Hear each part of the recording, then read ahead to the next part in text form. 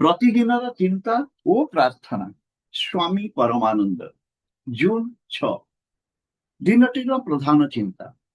ଆମେ ଯେତେବେଳେ ସାହସୀ ହୋଇ ମୁକ୍ତ ଭାବେ ନିଜକୁ ବିତରଣ କରୁ, ସେହି ସମୟରୁ ଆମର ସମସ୍ତ ଜୀବନ ଏକ ନୂତନ ରୂପ ଧାରଣ କରେ। ସ୍ମରଣୀୟ ପଂକ୍ତି। ବଞ୍ଚିତ କରିବ ନାହିଁ ପ୍ରଭୁ ମୋତେ ତୁମର କୃପାରୁ, ଆବିର୍ଭାବ ତବ ଆଣିବ ନିକଟେ ଏହି ପରମ ଆଶିଷ, ଘୁଞ୍ଚାଇନ କେତେ ଭାରି ବୋଝ, ହୃଦୟ ଗାଇବ ପୁଣି ନବ ହରସର ଗାନ, କରିବ ତୁମ ଚରଣେ କୃତଜ୍ଞତା ଦାନ।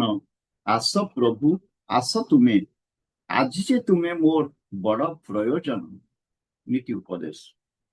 ଆମେ ସମସ୍ତେ ପଛରେ ପଡ଼ିପାରୁ, କିନ୍ତୁ ଏହା ଆମର ପରାଜୟ ନୁହେଁ। ଶତ ସହସ୍ର ବାର ଯଦି ଆମେ ପଡ଼ିଯାଉ, ତଥାପି ଆମକୁ ଉଠି ଠିଆ ହେବାକୁ ପଡ଼ିବ। ଏହି ହେତୁ ଆମର ସାହସ ଓ ମନର ସ୍ଥିତି ଅକ୍ଷୁର୍ଣ୍ଣ ରହିବା ଦରକାର। ଯିଏ ଜୀବନର ସୁଖ ଦୁଃଖରେ ଅବିଚଳିତ ହୋଇ ରହେ, ସେ ହିଁ ସତରେ ବଞ୍ଚି ରହେ।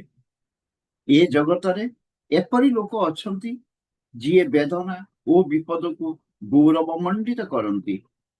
ଯୀଶୁ ଯେଉଁ ଖୁଣ୍ଟରେ କ୍ରୁଶବିଦ୍ଧ ହୋଇଥିଲେ, ସେହି କ୍ରୁଶ ଆଜି ଧର୍ମର ପ୍ରତୀକ।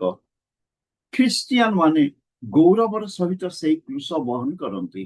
ଏହା ତୁଚ୍ଛ ଆବେଗ ନୁହେଁ, ଯଥାର୍ଥ ସାହସ। ପ୍ରାର୍ଥନା। ହେ ପ୍ରଭୁ, ଜୟ ପରାଜୟ, ହର୍ଷ ବିଷାଦ, ସୌଭାଗ୍ୟ ଦୁର୍ଭାଗ୍ୟ, ଏ ସକଳ ହିଁ ଆସେ ଓ ଯାଏ। ତୁମେ ହିଁ ଏକମାତ୍ର ନିତ୍ୟ ଓ ଅପରିବର୍ତ୍ତନଶୀଳ। ତୁମେ ମୋର ସହାୟ ହୁଅ, ଯେପରି ଏହି ସକଳ ଅସ୍ଥିର ତରଙ୍ଗର ସ୍ରୋତରେ ମୁଁ କେବେ ମଧ୍ୟ ଭାସି ନଯାଏ।